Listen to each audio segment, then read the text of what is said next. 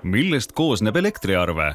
Elektriarve koosneb lõpptarbija jaoks üldjoontes 3 osast: elektriteenused, võrguteenused ja maksud ning muud tasud. Tavaliselt pakuvad elektrimüüjad võimalust koondada kõik osad mugavalt ühele arvele. Samas on võimalik saada ka 2 eraldi arvet, üks elektrimüüjalt ja üks võrguettevõtjalt. Elektri hind on see osa arvest, mis makstakse elektrijaamadele elektrienergia tootmise eest. Elektri hind võib olla eelnevalt kokku lepitud.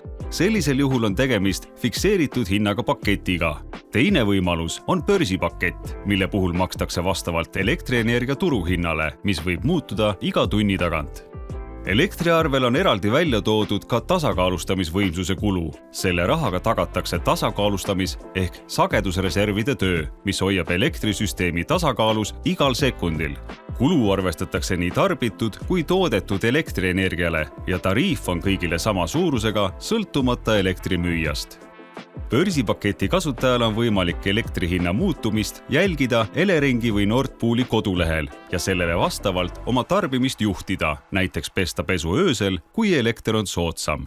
Võrgu kasutamise eest tuleb maksta riiklikult kontrollitud võrgutasu, mille eest hooldatakse ja ehitatakse elektrivõrku, et elekter jõuaks tootjatelt tarbijateni. Võrguteenuse arvel on eraldi reana välja toodud varustuskindluse tasu.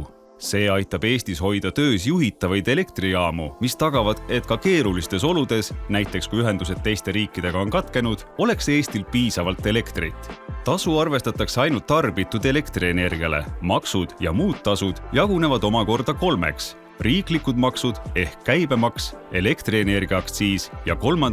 taastuvenergia tasu, mille eest toetatakse taastuvenergia tootmist.